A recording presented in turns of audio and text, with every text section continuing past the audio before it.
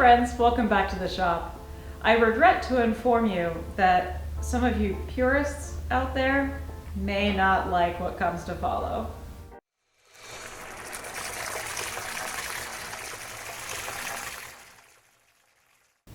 That's right, Mustang purists likely will not enjoy or agree with the path that we are going to do with Clara next. We're not doing a restoration, are we? Nope. This part is the mod part of Restomod. That's right. If you noticed a slight hint that I dropped in our episode when we discussed the quarter panels, I am a big fan of clean, smooth, nothing really gaudy. I've spent enough years polishing chrome at shows that I just don't want to do it anymore. And one of the biggest things that we can end up doing to eliminate that piece is to get rid of all the chrome.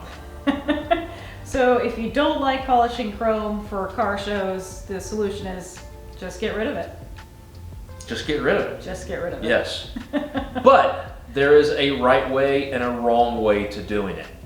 Wrong way, you scuff it up yourself, you primer it, and you paint it. And that's not what we're going to do. We are not going to do it that way. This car requires everything to be done the right way. So, what we are going to do is actually take all of the bumpers and bumper braces to D&G Chrome here in Cincinnati, Ohio. D&G Chrome has actually been around for almost 70 years. Wow. They are ridiculous with their history. They actually used to be known as the bumper people. It's funny, but that's all that they have done. Now, in the early 50s to 70s, they had thousands of bumper cores, and they were known for their high quality polishing. With the large amount of cores that they had, people would bring in their bumpers and drop off in exchange for a polished one. They became so well known for it, some luxury automobile makers actually contracted them for their bumpers. Wow. And they have had their bumpers on presidential limousines. So this is not just a run-of-the-mill shop. These are the experts, and we're incredibly fortunate to have them here in our backyard to be able to utilize them. And what they're going to do is they are going to dechrome all of the bumpers that we drop off. It should take 2 to 3 weeks to be done, and then when we have it back, it will be ready. So when we take the rest of Clara over to Kevin at Golden Rule, they will paint all of this to body match. I am a huge fan of paint to match bumpers. On street muscle cars, classic cars, man, it just, ooh, it's sick. And to your point, when it's done right, it's gonna last, it's gonna be great, it's going to look fantastic. And not only that, it's gonna give Clara that little edge above everybody else, I think. I think so. But one thing that I do want to call out is, although D&G does concourse, show cars, museum type work on bumpers for their chroming, because they also do chroming, we're not going the concourse route, but we want it done right. And I'm really excited to see how these turn out, because overall, these are really in great condition. Outside of just your normal little surface rust and pitting, they're fantastic. So I'll show you a little up close now before they head out the door. For the most part, a lot better than what you would expect. All right, so follow along on the next steps of the journey. We'll take this over to D&G, drop it off. I'm excited. I've never done this on any of the cars that I've ever owned before. I've always been a fan of keeping the chrome until now. Yep, up until now, thinking about it with the chrome on there and then thinking about it with paint match, I am all on board with the paint match.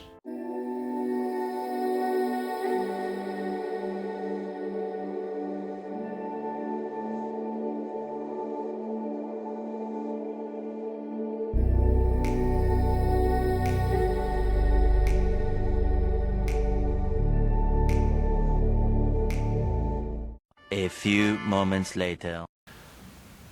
All right, we are back, and I cannot say enough good things about Alan, his wife, and the team there at DG Chrome.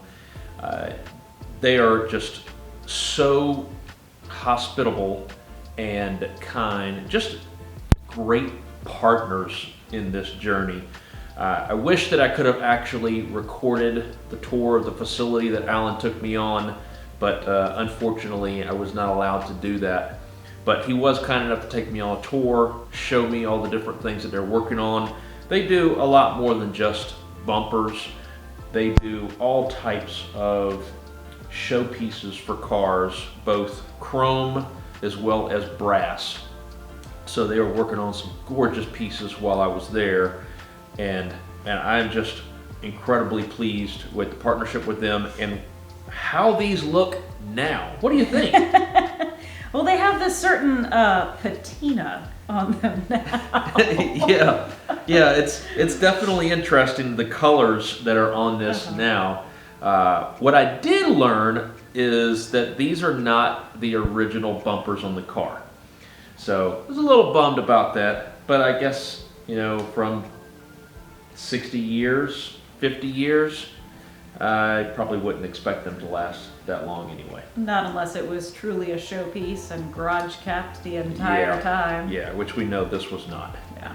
But let me go ahead and show you all what these look like now and what we have to do in order to kind of keep them in this condition for the next few months before everything goes over to Golden Rule. So the colors on this look really cool, as Dana called it the patina, but from the chemical bath and the process that they had to send it through. It looks pretty cool for a finished product. This better not be the finished product. It's not. So what do we have to do to preserve the pieces? Good question. So what was advised to me from Alan is that we need to spray down the pieces with a lubricant like WD-40 and then wrap them up tight with like a cellophane plastic wrap to kind of keep these from rusting up too much, since there is no protective coating on them at all now. And there is a little bit of rust that I see in the under pieces. Yes. The sides. Yeah. So. Yeah, Okay. These right here are definitely a different metal that have already started to rust pretty quickly. But I want to try to keep these looking as good as possible.